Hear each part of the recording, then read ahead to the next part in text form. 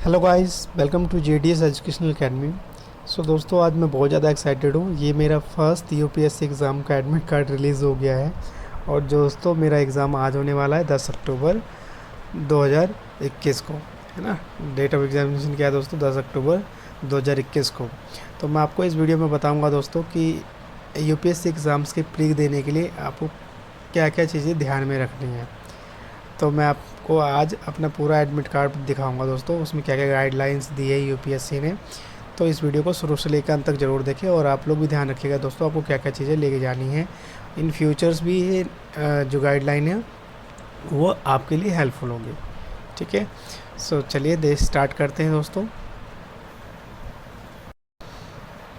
सो यहाँ पे दोस्तों सिविल सेवा, यहाँ से दोस्तों हमारी गाइडलाइन स्टार्ट हो जाती है। सिविल सेवा प्रारंभिक परीक्षा 2021 ई प्रवेश पत्र महत्वपूर्ण अनुदेश।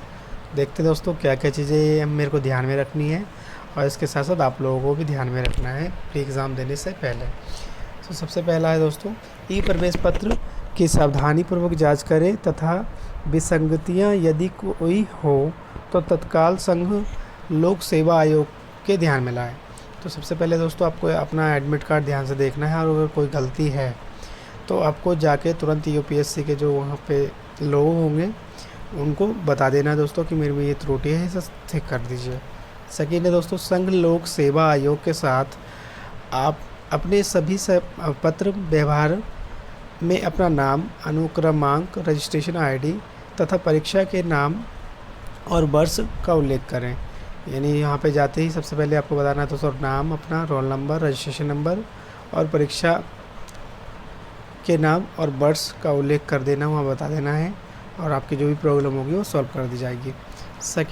थर्ड है दोस्तों, थर्ड पॉइंट में वो क्या ध्यान में रखना है, प्रत्येक सत्र में परीक्षा भवन में प्रवेश निश्चित करने के लिए एक मूल फ़ोटो पहचान पत्र के साथ प्रवेश पत्र प्रिंट आउट अवश्य लाएँ जिसकी संख्या ई प्रवेश पत्र पर उल्लेखित है। तो ये इम्पोर्टेंट चीज़ है दोस्तों, ये ध्यान रखिएगा।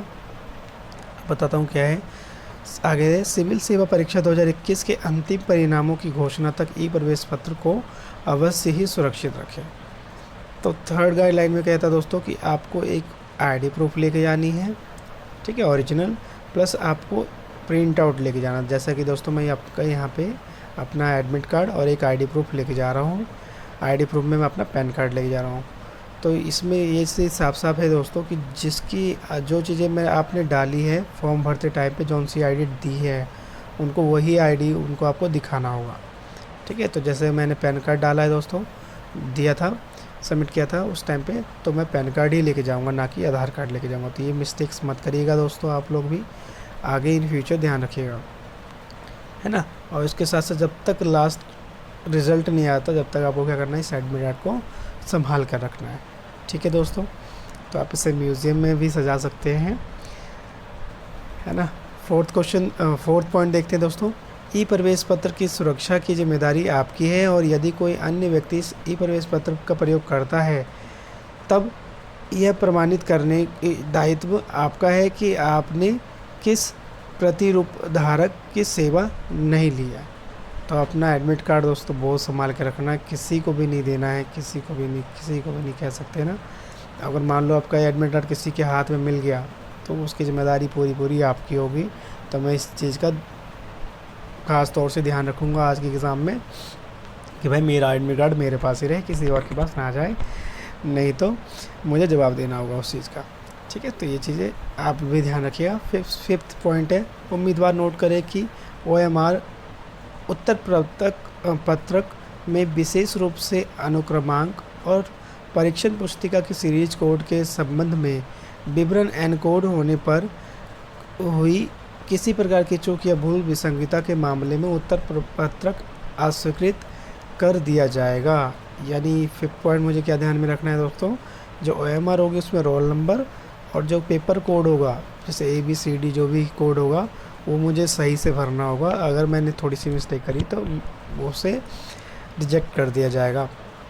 ठीक है, तो सारी की सारी गलती मेरी ही होगी अगर कुछ होगा तो आप भी इस चीज़ का ध्यान रखिएगा दोस्तों। अगर कोई गलत किया आपने कुछ तो ये गलती आपकी मानी जाएगी और आपका एग्ज़ाम समझ लो फॉर अटैम्प्ट बेस्ड हो जाएगा, है ना। 7 पॉइंट देखते हैं दोस्तों, 7 गाइडलाइन क्या ध्यान में रखना है मुझे। 7 पॉइंट कह रहा है उम्मीदवार को सलाह दी जाती है कि फिक्सिंग के लिए समय रहते परीक्षा स्थल पर पहुँचे। यानी अगर मान लो वहाँ पे टाइमली से पहुँचना है दोस्तों, मेनली आपका यही है कि भाई एग्ज़ाम गेट जैसे कि 9:30 पे स्टार्ट होने वाला मेरा एग्ज़ाम पहला, तो मुझे वहाँ पे 9:20 से पहले पहले पहुँचना है। ठीक है, नेक्स्ट पॉइंट देखते हैं। क्वेश्चन पॉइंट नंबर आपका है हमारा है 8।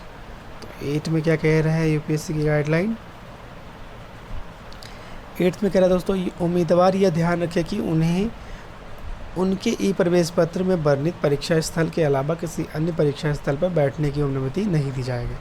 तो ऐसा नहीं मेरा सेंटर दोस्तों आज की डेट में सुभाष नगर है और मैं चला जाऊँ साकेत एग्ज़ाम में, तो ऐसा नहीं कि वहाँ पे मेरे को बिठा देंगे कि आ जाओ जी बैठ जाओ, तो ऐसा बिल्कुल नहीं है। तो मैं तो ये गलती बिल्कुल नहीं करने वाला दोस्तों। आई होप आप लोग भी समझदार हैं, आप भी ये गलतियाँ नहीं करेंगे, है ना। तो ये हमारा हो गया 8 नंबर का।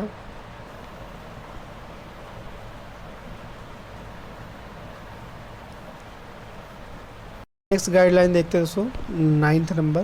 कह रहा परीक्षा नोटिस में उपलब्ध परीक्षा नियमावली के अंतर्गत परीक्षा में प्रवेश दिए गए उम्मीदवारों के लिए विशेष अनुदेश और परीक्षा भवन बाहर प्रदर्शित पोस्टर जिसमें अनुदेशों का उल्लेख किया गया है वो पढ़ें। तो सबसे पहले दोस्तों वहाँ पे जाते ही आपको वहाँ पे जो बाहर नोटिस बोर्ड लगा होगा उसे पढ़ना ध्यान से कि आपको क्या क्या क्या लेके एंट्री मिलेगी और क्या चीज़ें आपको दोस्तों इग्नोर करनी है, क्या चीज़ें आपको पहन के नहीं जानी है, तो वो चीज़ ध्यान रखिएगा। तो वहाँ जाके पढ़ लीजिएगा आप भी, जैसा कि मैं पढ़ूँगा आज। ठीक है, सो मैं तो बहुत ज़्यादा एक्साइटेड हूँ फर्स्ट टाइम पे मेरा दोस्तों, होपफुली आज अच्छा जाए। 10th पॉइंट देखते हैं फ्रेंड्स। 10th पॉइंट कह रहा है परीक्षा के लिए आपकी उम्मीदवारी अनंतिम है।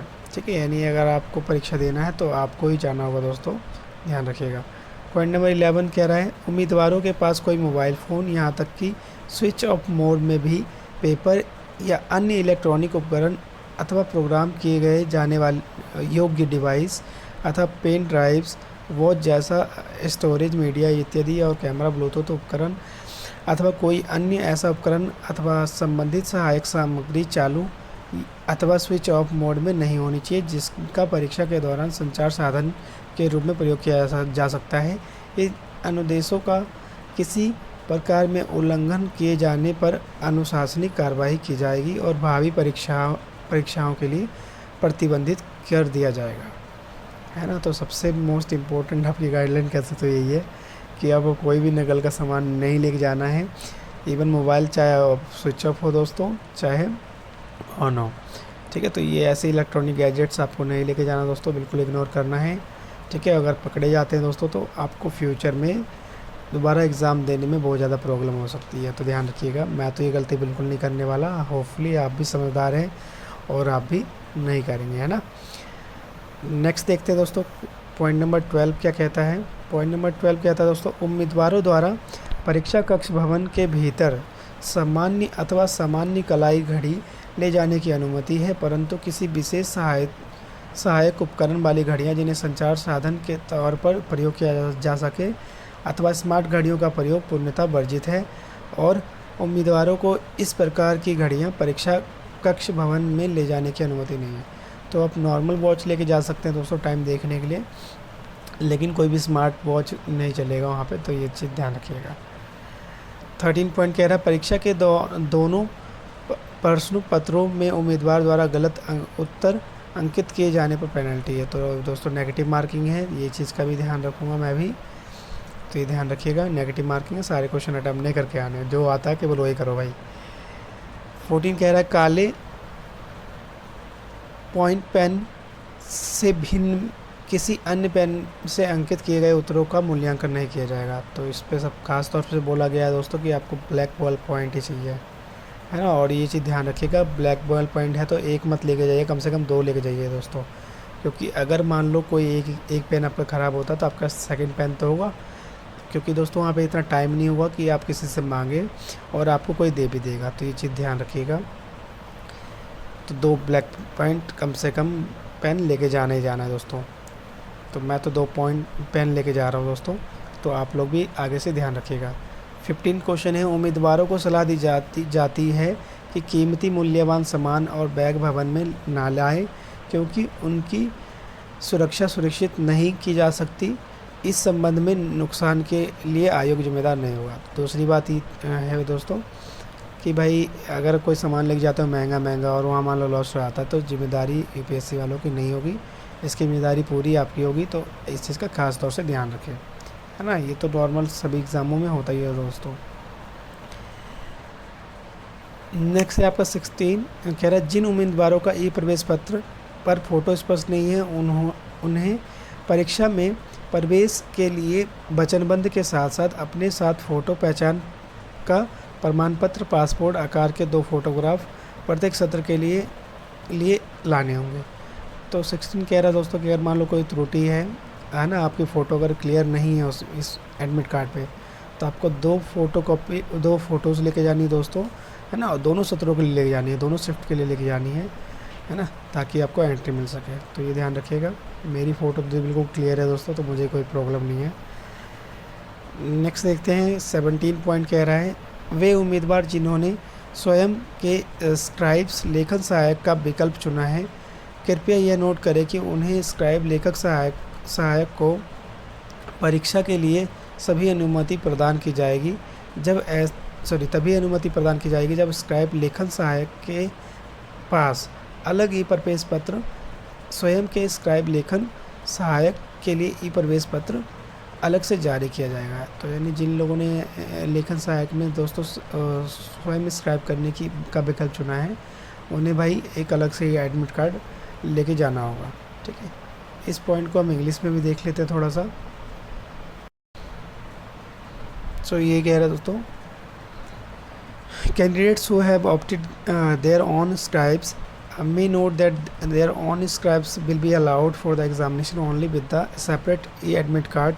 Such scribes, the e-admit card of the own scribes will be issued separately. तो ये सेम चीज़ें बोली गई है। नेक्स्ट पॉइंट देखते हैं दोस्तों, ये पॉइंट नंबर 18। पॉइंट नंबर 18 कह रहा है कि सभी उम्मीदवारों के लिए मास्क फेस कवर पहनना अनिवार्य है। जिन उम्मीदवारों ने मास्क फेस कवर पहनना होगा उन्हें परीक्षा स्थल में प्रवेश नहीं दिया जाएगा, नहीं पहना होगा उन्हें प्रवेश नहीं मिलेगा। तो दोस्तों इस चीज़ का ध्यान रखना है, कोरोना गाइडलाइंस बिल्कुल फॉलो करनी है ना। तो मैं तो पहला एग्ज़ाम दे रहा हूँ दोस्तों, तो मैं तो बिल्कुल ये गलती नहीं करने वाला भैया, तो ध्यान रखिएगा आप लोग भी। नेक्स्ट देखते हैं 19 है आपका, तथापि परीक्षा प्रक्रिया से जुड़े पदाधिकारियों द्वारा सत्यापन किए जाने पर उम्मीदवार को मास्क हटाना होगा। तो ये भी ध्यान रखिएगा दोस्तों कि मास्क पहन के गए हैं तो अगर हटाने के लिए बोला तो हटाना ही होगा। ऐसा नहीं कि भैया फेस कवर करके ही रखना है, मैं नहीं दिखा रहा जी, आपने बोला था मास्क पहन के रखना है, तो ऐसा नहीं, आपको मास्क हटाना होगा दोस्तों। और आपको अपनी शक्ल दिखानी होगी कि भाई मैं ही बंदा हूँ, मैंने ही फॉर्म भरा है, मेरा एग्ज़ाम है। 20 नंबर है दोस्तों, उम्मीदवारों को अपने इस्तेमाल के लिए पारदर्शी शीशी छोटे आकार की हैंड सैनिटाइज़र लाना होगा। तो 20 पॉइंट दोस्तों, आपको एक हैंड सैनिटाइज़र लेके जाना है, मार्केट से 25 रुपये का आ जाएगा, तो मैं तो ख़रीद लेता हूँ आज ही। अच्छा वो मैंने ये एडमिट कार्ड पढ़ लिया दोस्तों, क्योंकि मैंने नहीं पढ़ा होता तब मुझे पता नहीं होता कि भाई सैनिटाइज़र पे लेके जाना होगा, है ना। एंड लास्ट है दोस्तों, उम्मीदवार को कोविड-19 के मापदंडों को अनुपालन करते हुए परीक्षा हॉल कक्ष के भीतर परीक्षा स्थल परिसर में सामाजिक दूरी और निजी साफ़ सफाई का ध्यान रखना होगा दोस्तों। तो कोरोना की गाइडलाइन पूरी फॉलो करनी है दोस्तों, सोशल डिस्टेंसिंग मेंटेन करना है ना। कोविड-19 की जो गाइडलाइंस है वो भी फॉलो करनी है, सैनिटाइज़र लेके जाना दोस्तों, डिस्टेंस बना के रखना है, एंड सो ऑन। तो ये दोस्तों टोटल 21 गाइडलाइन थी मेरे में, जो मैंने आप लोगों के साथ साझा किया है दोस्तों। आई होप आपके लिए फ्यूचर में हेल्पफुल होगी, है ना। तो ये चीज़ें ध्यान रखना है हमें, और मैं तो ध्यान रखने वाला ही दोस्तों। आज पहला एग्ज़ाम दे के आता हूँ, फिर अपना एक्सपीरियंस ज़रूर शेयर करूँगा आप लोगों के साथ, ठीक है। तो आज की वीडियो में दोस्तों इतना ही। अगर हमारी वीडियो पसंद आई तो प्लीज़ इसे लाइक करें और इसे ज़्यादा से ज़्यादा लोगों तक दोस्तों शेयर करें, ठीक है। So thank you so much, have a nice day.